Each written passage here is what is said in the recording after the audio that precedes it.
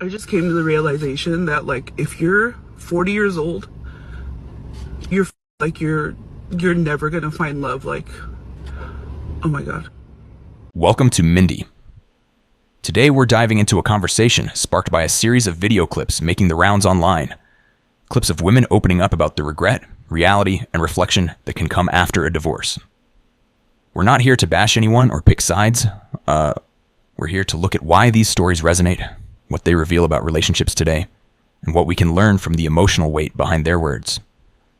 So let's break it down. Why are so many women speaking out about divorce regret? And what does it say about love, expectations, and the choices? I just came to the realization that, like, if you're 40 years old, you're like you're never gonna find love. Like, oh my god. Sorry, I woke up like really emotional because I was married for, oh my god, I need to stop. I was married for over 20 years, and like I was so used to being a wife. Like, I loved being married, you know? Like, I love being a wife. I love having like that one person I love coming home to and like venting all my to. And now it's like, yeah, you date people and like sparks fly, and then it's just like, oh, I found better, you know? This is another classic case of a woman who had a loyal husband, a stable home, and 20 years of shared history, and still said, I'm bored. So she left. Why? Because the spark was gone. Ma'am, it's a marriage, not a fireworks display. Then she met some new guy who gave her butterflies, which, let's be honest. I was talking to my ex again, and there was a TikTok.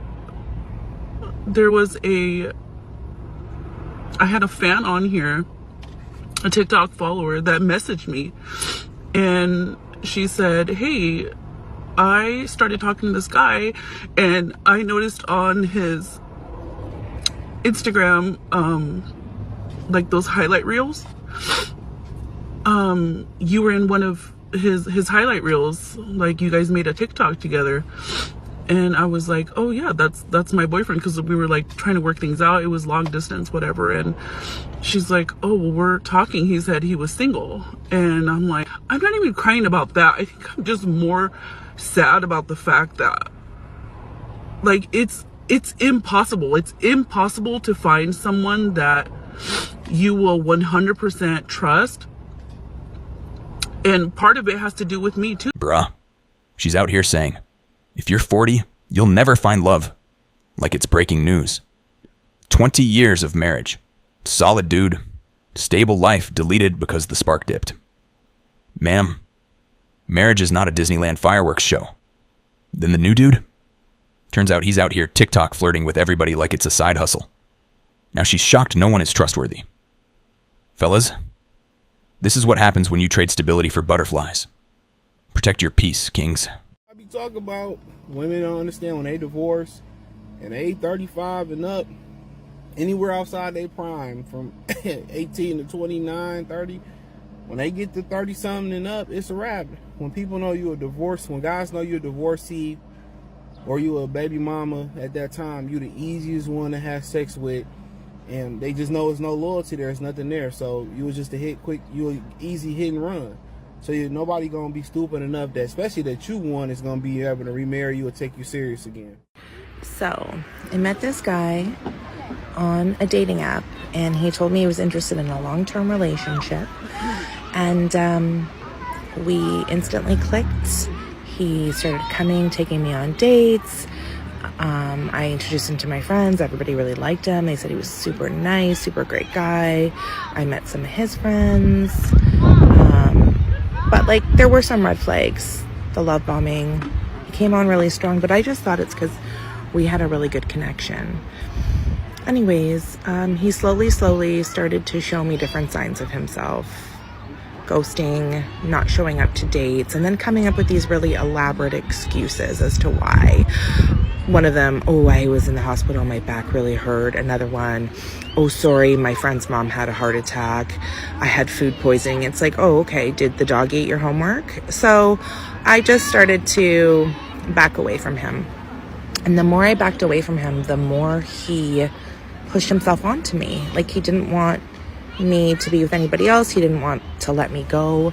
And every time I tried to get away from him, he came back. It's like, no, things are going to change. I'm so sorry. This is what happened. I do this. And it's like he became totally like apologetic and, you know, telling me all the things that I wanted to hear. So anyways, it increasingly got to the point where I just couldn't take his lies. Like, I knew he was lying. So I decided I was going to break things off. He didn't like that, you know, continually trying to message me. So, you know, I was kind of like thinking, oh, maybe he is changing, because he was like, you know, I've been going to therapy and I really think that you should give me another chance. I really want to make this work. You're the person I want to be with. I want to marry you. I want us to really start over. And so, like, he kind of was wearing me down a bit, but I hadn't allowed him back into my life. Fast forward, I get, this weekend, I get an email from his wife. And she told me, you know, I've seen messages between the two of you, and I'm his wife. This man has been telling me one thing, living two separate lives. He's married with a 2-year-old. I didn't know any of that.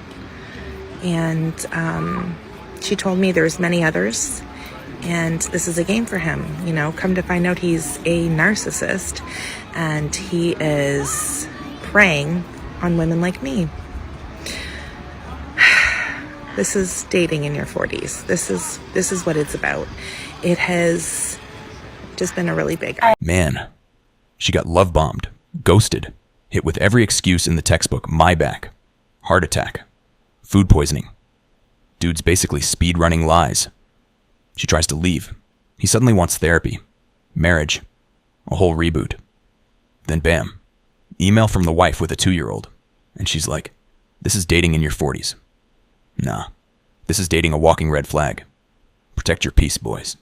Dating in your 40s after divorce is like, yo, babe, age is nothing but a number.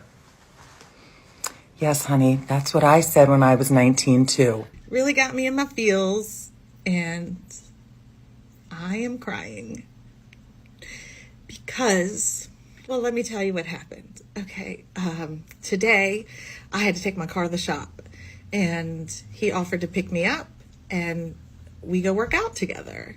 And we did, and it was wonderful. And then we went just for a quick Chick-fil-A lunch, and I had to get some grocery shopping done, and he came with me to get some groceries. And when we got up to pay, he wanted to pay for, why am I crying? He wanted to pay for the groceries for my family. And I didn't let him. And then we got to the car, and he told me to get in the car, and he would put all the groceries away.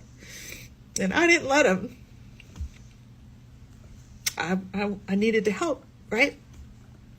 And then he was like, I'll put the cart away. And I was like, no, I got it. I didn't let him. I'm not used to someone loving me this way, treating me this way. So it's like uncomfortable. And I'm so mad at myself for not letting him just be the man that he wanted to be. And I'm going to tell him tonight and apologize. But I'm also really mad at myself that this man is probably only a couple inches taller than me. I don't know. He's probably like 5'7". You know, one of the dating apps I've never went out with, I never would go out with anyone under 6 foot. What the fuck? I also wouldn't go out with a man that had a blue collar job. What an asshole I am. This man is so great. He treats me like a queen. And I don't know how to deal with it. I'm trying. I'm going to learn. Yeah, I'm going to learn. Because goddamn, like, yes, I will take that. I don't care how tall you are and how much money you make. If you treat me like a queen and you're so kind to me like he is, I don't know if he's the one, but God, has he given me hope and changed my whole perspective on dating. So just wanted to give you all an update and let you see that I'm a crybaby. All right, boys. Plot twist. She finally meets a good dude not 6 feet 3 inches. Not a CEO, just a solid 5 feet 7 inches. Blue collar king, and she's spiraling because he bought groceries and pushed a cart. She's crying like he just proposed. Meanwhile, the guy's probably thinking he just did normal human errands. And now she's shocked. Shocked that the short guy with a job is treating her better than the tall fantasy she kept swiping for. But hey, credit where it's due, she's realizing kindness greater than height, effort greater than income. Growth unlocked. Fellas, shout out to all the 5 foot 7 inch blue collar legends out here restoring hope one Chick-fil-A trip at a time. My time if you gonna waste it. I like to talk, text, FaceTime, chill, fuck, go on dates, go out, go wherever, have adventures, lay up, Netflix and chill, get my booty rubbed on, you know, all that. If that's not what you into, if that's not the activities that we're finna partake in, cut it. Over 50% of women over 40 are on antidepressants. Let that sink in. Half of an entire generation of women medicated just to cope with life. I've waited for my husband for so many years, and I'm just getting mad, and I'm about to turn 40. There's a lot of stress on me right now. I'm 38 years old. I've never been married. I've never had children. I have 3 cats in my house.